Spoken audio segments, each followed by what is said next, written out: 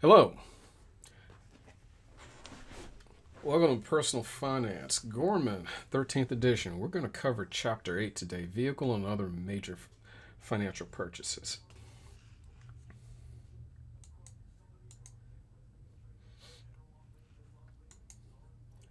Now, what we're going to talk about is planning and certain steps upon which to buy large purchases.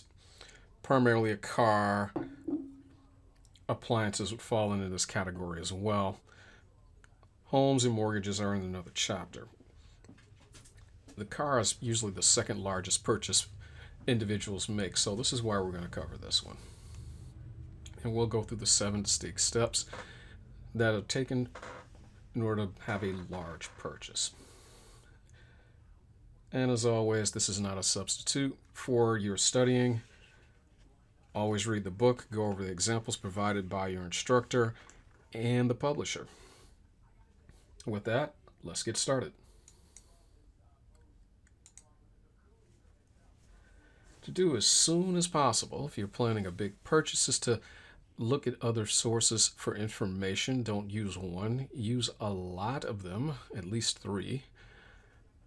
Make sure it fits into your budget. You don't just want to go purchase something and not be able to actually afford it. Remember, the salesperson is there to make a sale. When you're planning a vehicle, we'll go over these steps throughout the chapter. Get some research about the vehicle. Recommendation, and I concur with the textbook, I wholeheartedly agree, buy a pre-owned car.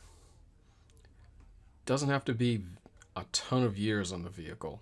If you're going to get a car, you can always get one 2 years old. We'll talk about depreciation in a little while, and we're also going to talk about redress or if you're not satisfied with the vehicle. As always, if you're following along in your textbook, we're going to start on page 240. Explaining things about the car, 3 steps when you're preparing to go buy a car. Talking about the differences between what you need and what you actually want. Those are totally different things.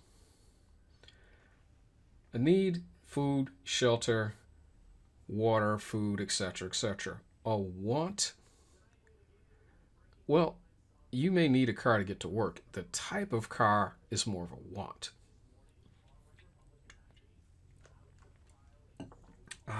Good tea. Now, all the way on page 243. These are the steps that we'll be discussing as far as planning to buy a vehicle. We'll just stick with the car for the sake of argument. What are your actual, not wants, but needs? Once again, goes a little bit above it. We'll say needs basically covered, and some wants thrown in there. Some prior shopping research, making sure you can afford it. Comparison shopping. The list inside of the book in this particular chapter gets kind of long in that particular section. Then we get around to the fun of negotiating. Done all of those things and you've made your decision. And then you go back and, as always, circle back to make sure the decision is the one you want.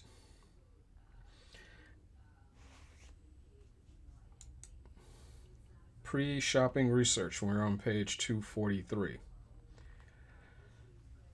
You need to do as much research as possible on, again, we're going to talk about cars. You could include refrigerators, washing machines, and things of that nature.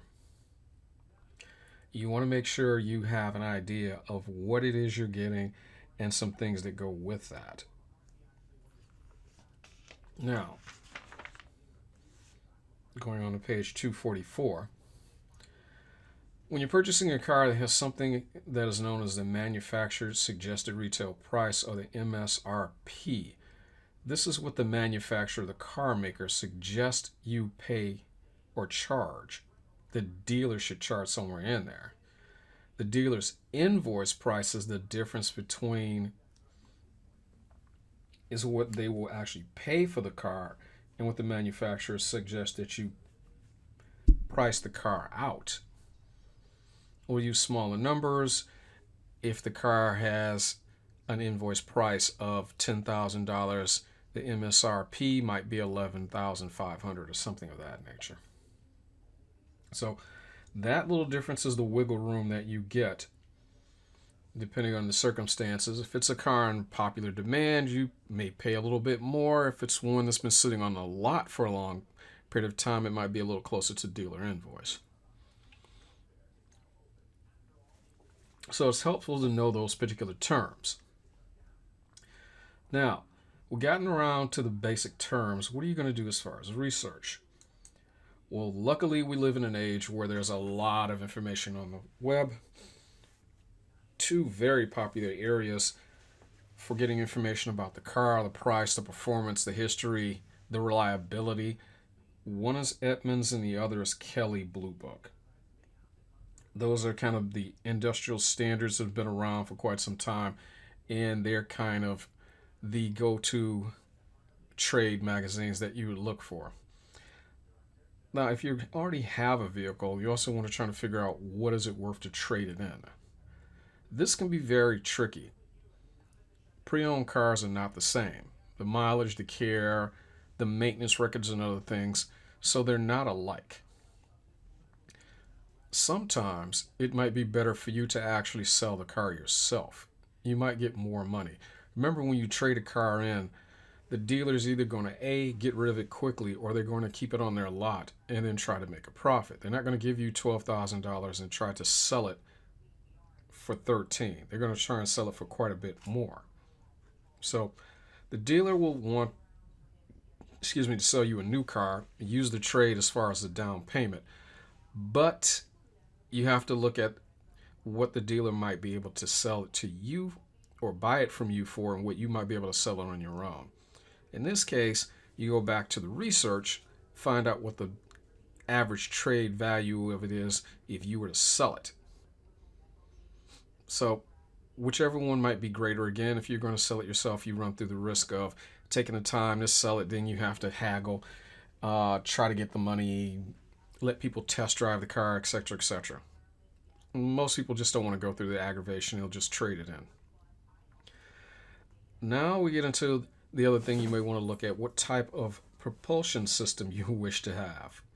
We'll get into this a little bit later, but are you talking gas? Do you want an electric? Do you want a hybrid? Do you want a hydrogen? Who knows? By the time you're listening to this, they might be powered on water. So a lot of people lately have been concerned with what type of impact it may have on the environment. So we've done our research. Now, can we afford it? This gets into a bit of a problem.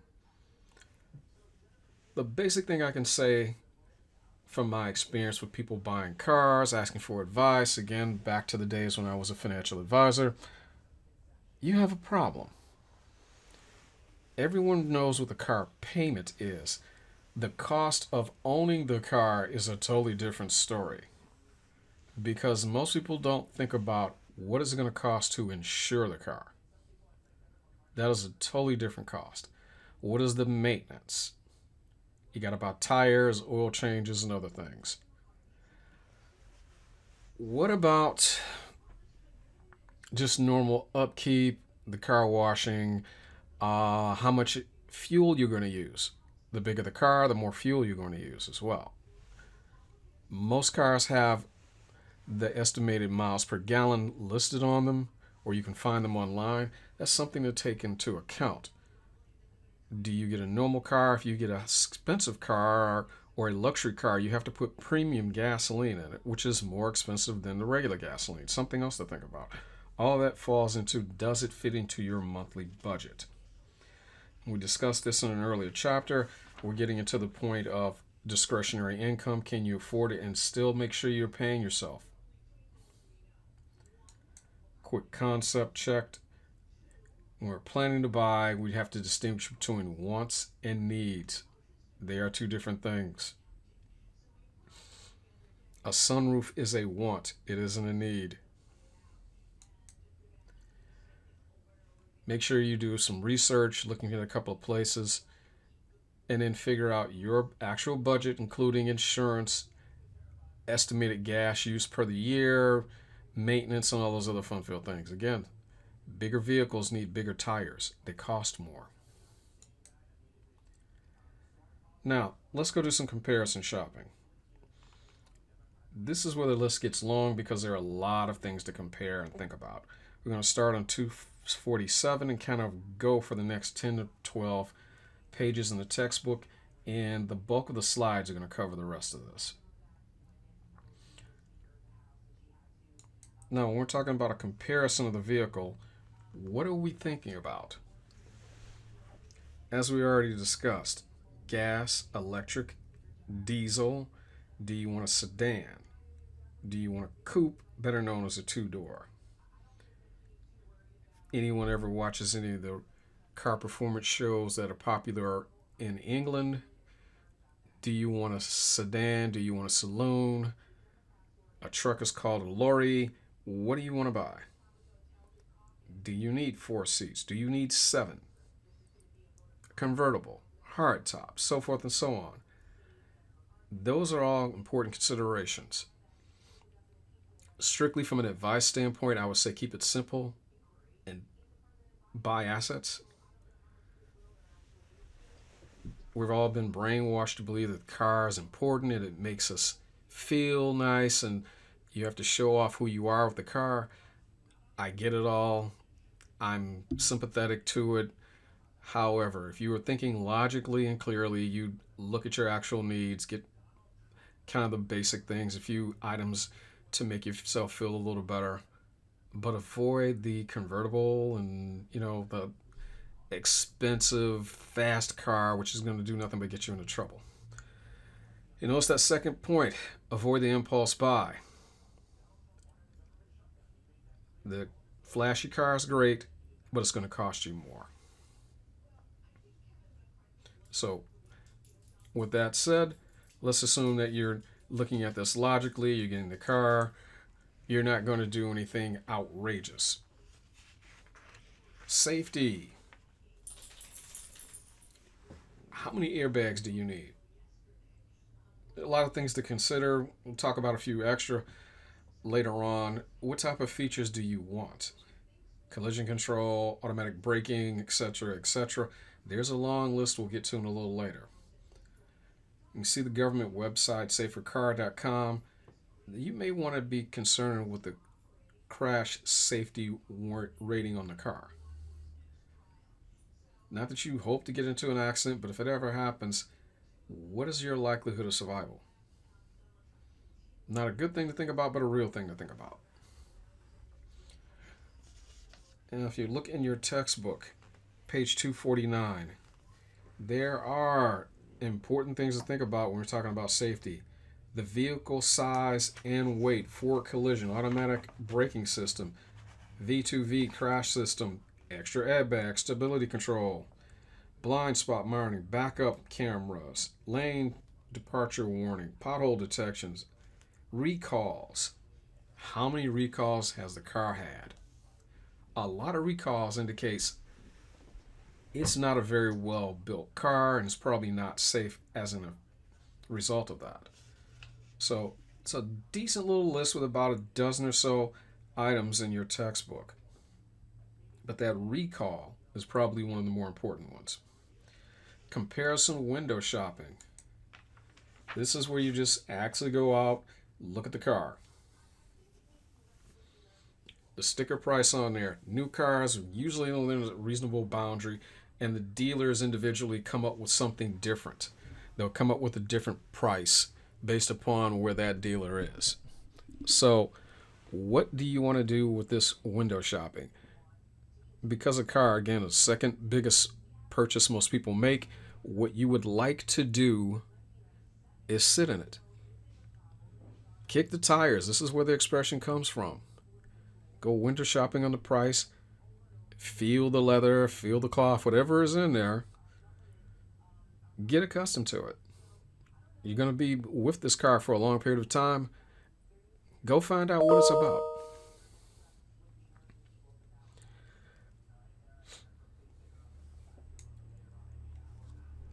How are you going to pay for it? We're on page 250. This is where you get into trouble, or this is where it can be a best thing. That first point is the most important one. No long-term borrowing. I believe it is in the United States where you can actually finance a car for 7 years. At the time of my recording, I believe the United States is the only country that'll let you finance a car for 7 years. You have a car for 7 years, it is probably going to be worth less than $5,000 for a normal car, and you're still making payments. Not a good day. My suggestion is if you can't pay off the car in 4 years, you need to lower your expectations. Get a smaller car, get a less expensive car. I already discussed that it's better to buy a pre-owned car.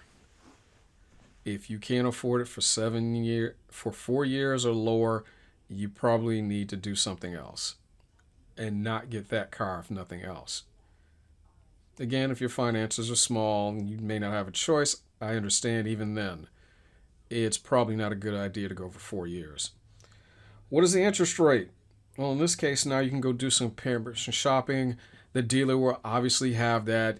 Used car lots have their own financing. I would go to your local bank and credit union. As we talked about in prior chapters, 2 financial institutions. Credit union, very friendly. Usually they're very accommodating. You want to go through all of them. Personal note, I finance my vehicles through my local credit union because my income checks come through there, so they simply take it out and I don't have to worry about it. And it wasn't a big difference in finance charges between the credit union and other institutions. I think one may have been a little cheaper, but again, more comfortable with that particular organization I've had a great deal of success with. So it's up to you. But I would compare wherever you're comfortable with.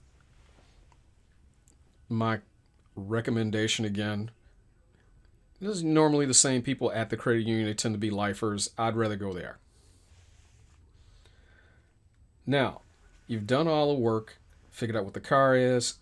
You figured out, hey, this is what the fair market interest rate is. There are times when the interest rates will be high or low. If you need the car, you can't wait. You'll have to deal with it if the interest rates are high. If they're low, you want to move with a little bit of urgency to lock that in. Well, you've done all that. Now you have an issue. You found the car you like. You're willing to make the payment. It fits inside your budget. You haven't gotten too far on the end of, hey, I want a lot compared to what you need. Then someone throws out the, hey, maybe you could lease it. The eternal argument, lease versus buy. Now, your textbook just throws out more of an incentive to buy rather than to lease. I would agree with that. I would wholeheartedly agree with that. However, there are exceptions to that rule. My immediate thought is, if you're going to lease, usually these are people who can afford the lease, not so much the payment. But you're retired. You don't want to deal with the hassle and maintenance of a car. You're not putting a lot of miles on it. So in that instance, it may be a better option for you to lease. Why does the book suggest that buying is a better option? And we're on page 253. Slide 19. Well, you don't have to come up with any much or not as much money up front. Usually when I bought a car, I put a couple of $1,000s down. Leasing, they generally want a little bit more, $4,000 or $5,000 to make sure the monthly payment is low. You also avoid certain things such as the insurance gap. You have to keep certain amounts of insurance on the leased car, but if the car depreciates in value, you're not going to have as much of a problem with lowering the insurance. If you own it, this is a different story. Leasing it, yeah, they're a little more hesitant about lowering the insurance on the car. If you have a lease, you are in charge of paying for the maintenance. You're not getting away from it. It's baked into the lease. That was always the downside. If I'm buying the car, I have to pay the repairs. You're paying for those repairs in the lease. They're not going to let that go. The longer you have the car, the more they're going to want to have the maintenance done. Tire rotations, oil changes. It's all baked into the price, so you have to pay out of pocket. One of the benefits of owning is you can drive it as much as you want. With a lease, it's a set amount of miles. Anything over that, and you start to pay for it. I've seen people who exceedingly have too much as far as the lease, the mileage on the car, and then they have to figure out how they're going to pay back that particular car as far as the mileage. And it's by the mile.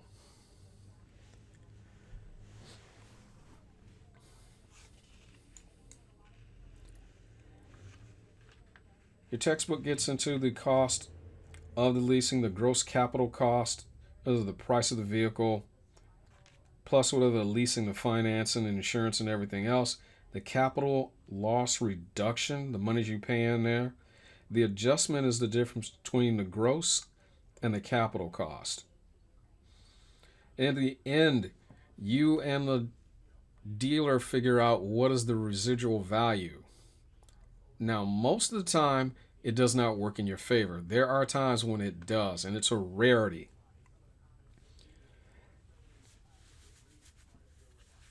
During COVID, 2020 to 2022, 23, or so forth, there was a supply chain issue and no one could get chips to go into cars. So used cars at some point were actually more expensive than new cars. I read one or two stories of someone about to turn the car in. I believe it was a Corvette, and the resale value was something like $25,000 or $30,000. But the person could actually sell the car for $35,000 to $40,000. They paid for the value of the car and immediately sold it and made a $5,000 or $8,000 profit off of it. Normally it doesn't work that way, but in this rare instance, it did. So you want to find out what is the value of the car when you bring it back in. Think about the resale value. Is it possible for you to sell it? Or is it something you may want to buy? There's the other issue that you have. Next, we'll talk about open and closed-end leases. The difference between the two, open-end lease, you pay the difference between what the projected price is and the resale value or its actual price. Closed is we figured out what the price is and that's just the way it's going to be. The only thing the company is concerned with is what is going to happen if the mileage is over that. Understand all the fees involved. Look through it, read through it, understand what you have to pay for. Again, if you buy the car, you know what the expenses are all covered by you. The surprises you get in leases are a bad idea. Not saying that you shouldn't lease, individual situation, but the book tends to lean towards owning the car, and I would agree.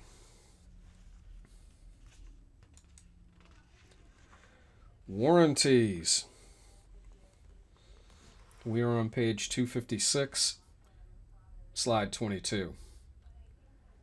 Usually warranties don't pan out. Your textbook gets you the actual numbers. 80% of the warranties never pay out. Just never do. Most of the time it's not covered. The reason is, if you've ever had a stats or a business stats class, I took a couple of stat classes and they actually explain to how they figure this out. The companies do a lot of testing. They figure out what percentage of the vehicles or washing machines or dryers are going to break. They do some more calculations and figure out how long on an average these things will last. The warranties on the extended parts tend to fail or end right at the time the item is life expectancy is normally about to end. So if you get an extended warranty, usually you're not going to see that money come back. Now, there are exceptions to the rules on that one. I've done an extended warranty, but I know I was doing a lot of driving. So to me, it was worth it. Probably not going to see the money again. But under normal circumstances, I wouldn't say it's a coin flip, but you probably don't need the warranty. Then there are service contracts. You probably want to avoid those as well. Concept check-in, just going over and making sure you understand. And if you were ever to be asked these questions, you could answer them.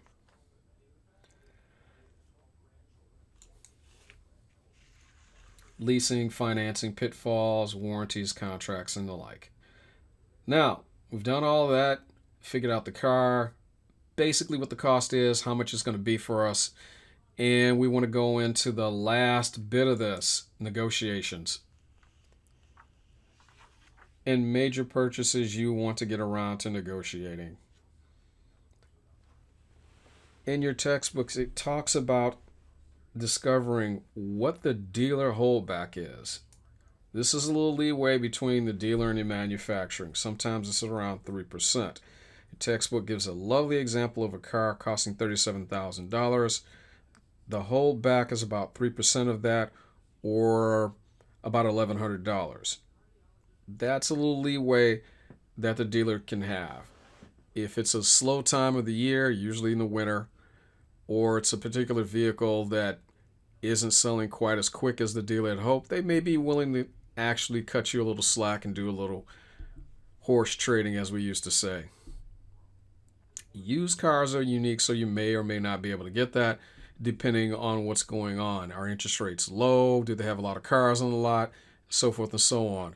So there might be some wiggle room. Understand, they may be trying to get the wiggle room under the assumption that you buy the car from them. So this gets back to where you're going to finance it from. If you're going to finance it there, they're going to make money on that, so they may be willing to drop the price a little bit. What you want to do is actually get the price and worry about the financing later. You should already have that locked up before you even go. So you want to walk in with an idea in mind, somewhere in the price range. Whether or not you have a trade-in, that shouldn't be much of an argument. You want to figure out where you are cost-wise, and then you get to the second part of haggling. If you have a trade-in, you're going to sell on your own, and so forth and so on. And these are sales professionals. They do this all day long. This is how they make their living. Nothing against them. They have to make deals. They're not bad people, but they are trying to make the price of the car a little higher for their end. They're not bad people, but again, they're trying to sell it at a higher price. Economics 101, supply and demand. If you're on the supply side, you're trying to get the highest price possible.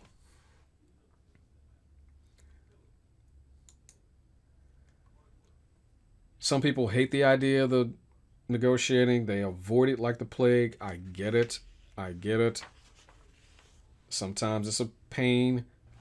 I fully agree with you. I tend to enjoy a little horse trading. It's just me. Once you've done all of that, then you go back, summarize, kind of evaluate where you are. You don't have to buy it immediately. It's probably going to take a little time anyway, because you have to get the insurance. The car has to pass title. You probably need to go do something at the DMV and so forth and so on. So rarely is it an immediate transaction. Last time I purchased a car, I had to go through all of those little things, get the final figure of what the car was going to be, and I had to go to my credit union, get the cashier's check, so forth and so on. So if you need a day or two, go ahead. Take your time. That unique car, if we're talking about a used car, if it's gone by the time you do all of that, well, it wasn't meant to be. Don't rush. Take your time. Our concept check, understand the complexities of buying a vehicle. The dealer has a holdback. It's important to know it exists. You don't have to tell the dealer you know about it. Just understand the dealer has a little leeway. Do a little negotiating. And if you're still worried or concerned, take your time, go home, sleep on it, come back at it a little later. Now, what if you have an issue? And one of our last points, do you have any alternatives if you're not comfortable and unhappy with the purchase of the vehicle or the dryer or the refrigerator? Well, you do have what is known as redress, certain laws that apply to people who are making major purchases. Not quite true that you have 3 days and you can just bring it back. And you do have what is known as a cooling off period between buyers and sellers in order to actually discuss how you might want to address this. And this is something you can talk about before you walk off the lot with the car. There are ways of handling any mediation or any disputes. You can get into a third party. There's arbitration, where the neutral parties will haggle out and figure out what's going on and settle all disputes. Again, this is something you want to discuss before you buy the car. How do we settle any disputes? It's probably somewhere in a contract. There are things such as lemon laws, meaning if you keep taking the car back for the same problem over and over again, it's considered a lemon. Usually 4 to 5 times, they just have to give you any money that you put down and you are done with it. Maybe it was that particular car. It may be the model of car. Again, trying to find out how many recalls the car has. A lot of recalls are a bad thing. And if all else fails, you can take them to small claims court. Usually, this is for certain dollar amounts, usually under $7,500. But if something does happen, that is one of your legal rights in order to actually handle this. Now,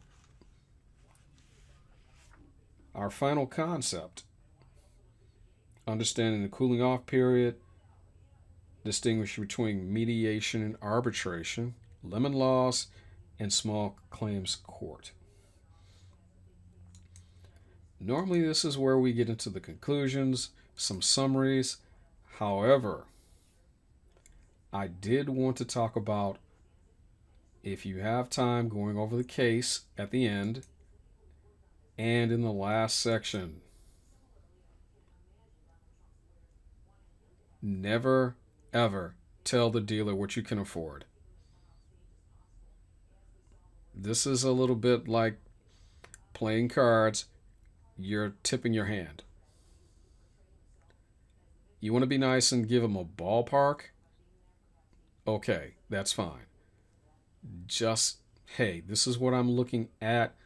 Give me your best deal, and I'll tell you whether or not it's in my budget.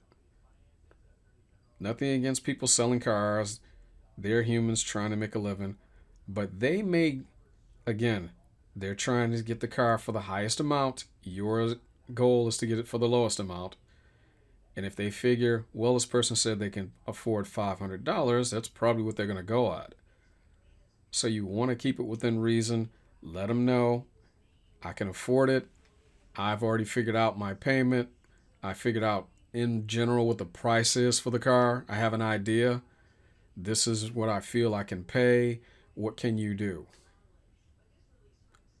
Don't give them all the answers immediately, because you may be giving away money needlessly. All right then. Good chapter. Hopefully you got something out of that one. As always, study. Go over the practice problems available through the publisher and your instructor. And as always, have a good day, and I will talk to you in the next one.